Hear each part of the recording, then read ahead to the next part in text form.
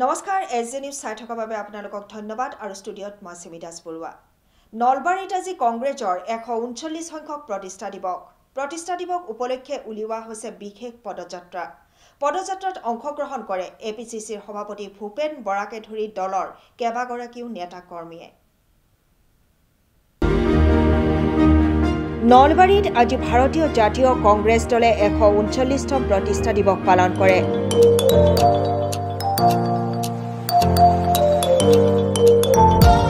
নলবাৰীৰ ঐতিহ্য মণ্ডিত পবিত্ৰ শ্ৰী শ্ৰী হৰি মন্দিৰত সেৱালয় এপিচিচিৰ সভাপতি ভূপেন বৰাই শুভাৰম্ভ কৰিলে প্ৰতিষ্ঠা দিৱসৰ।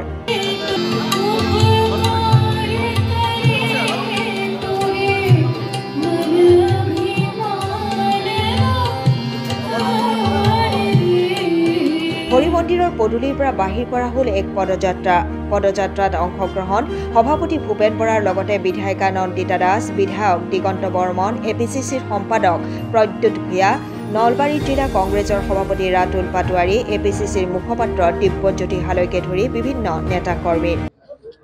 যি স্বাধীনতা সংগ্ৰাম আছিলে সেই স্বাধীনতা সংগ্ৰামক নেতৃত্ব দিয়াৰ কাৰণে জন্মগ্ৰহণ কৰা কংগ্ৰেছ দলৰ আজি প্ৰতিষ্ঠা দিৱস আৰু এই প্ৰতিষ্ঠা দিৱসত আমি দেশৰ প্ৰতি যে সমৰ্পিত, দেশৰ সংবিধানৰ প্ৰতি আমি আস্থাশীল, আজি এই নলবাৰী জিলা কংগ্ৰেছৰ উদ্যোগত যি পদযাত্ৰা আমি আৰম্ভ কৰিম তাৰ জৰিয়তে সেই বাৰ্তাটোৱে আমি ৰাইজৰ মাজলৈ লৈ যাব বিচাৰিছোঁ। আৰু কংগ্ৰেছ দল এটা কেৱল ৰাজনৈতিক দল নহয়, ই গোটেই ভাৰতবৰ্ষৰ জাতি, জনগোষ্ঠী, ধৰ্ম, ভাষা, সম্প্ৰদায়ৰ এক আত্মাস্বৰূপ। কাৰণ কংগ্ৰেছ দলেই সম্প্ৰীতি, ভাতৃত্ববোধৰ কথা কৈ আহিছে।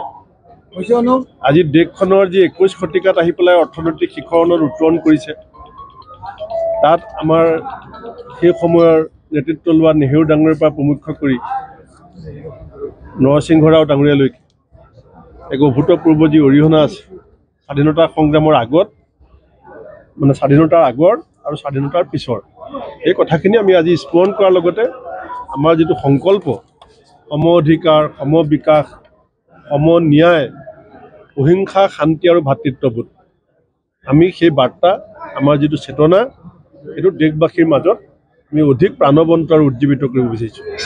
আমিতো ইতিমধ্যে কৈছোঁৱেই যে 14টা লোকসভা সমষ্টিত আমি 15টা দলৰ এজনকৈ প্ৰাৰ্থী হ'ব, তাত কোনো সন্দেহ নাই আৰু কোনো দ্বিতীয় অৱকাশ নাই।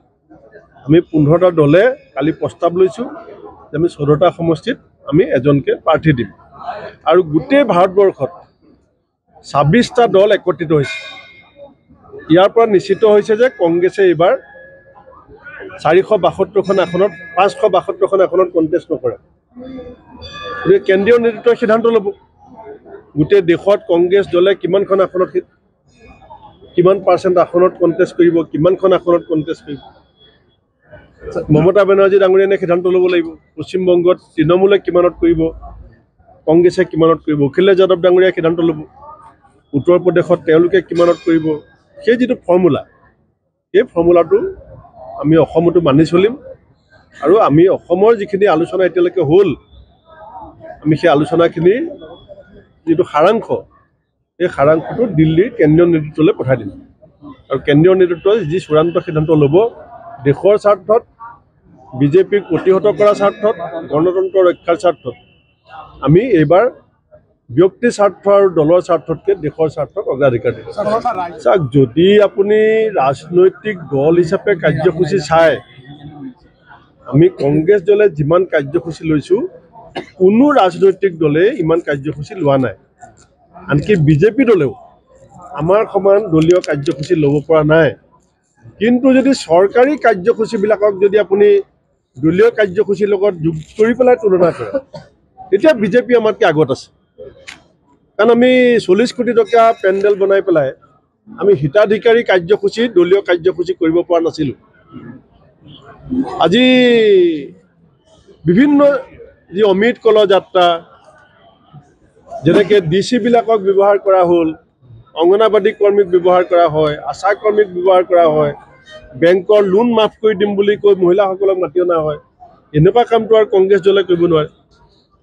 আমি যিটো বুথ কমিটি, অসমৰ প্ৰত্যেকটো পুলিং ষ্টেচনত আমাৰ এটা বুথ কমিটি আছে প্ৰত্যেকটো পুলিং ষ্টেচনত আমাৰ এজন BLA আছে আপোনাক মই ডিজিটেল সিস্টেমত এসপ্তাহৰ পিছত টেলিফোন নম্বৰ নাম দিব পাৰিম এইটো পুলিং ষ্টেচনৰ BLA নাম কি আৰু ইয়াৰ ফোন নম্বৰ কিমান মই দিব পাৰিম আপোনাক ৰাতুল এই পাটৱাৰীয়ে পৰুত ভৰাই দিব নালাগে মই দিব পাৰিম আজি বৰমুনা সমষ্টিত BLA কোনটো বুথত কোন এটো মই ক'ব পাৰিম ৰাজীৱ ভৱনত বহি আমি এনেকুৱাকৈ আমাৰ সাংগঠনিক কাম কাজ কৰিছোঁ কিন্তু আমাৰতো অফিচ বিৰা যেতিয়া ক'বলৈ যায় APCC GS এজন যায় চাৰেনটো নেবাজে লোকেল থানাৰ OC আহিটো সেলুট নেমাৰে গতিকে ভিজিবিলিটি অলপ কম হ'ব আমাৰ নেতাবিলাকৰ নিজৰ নিজৰ টিভি চেনেল নাই আমি কংগ্ৰেছ দলৰ কোনো নেতা পেপাৰৰ মালিক নহয় গতিকে সমান্তৰাল প্ৰচাৰ কেনেকৈ ইতিমধ্যে 14 তাৰিখৰ পৰা মণিপুৰৰ পৰা যাত্ৰা আৰম্ভ হ'ব অসমৰ ক্ষেত্ৰত কেলেণ্ডাৰ আমি কালি পৰহিলে ভিতৰত পাই যাম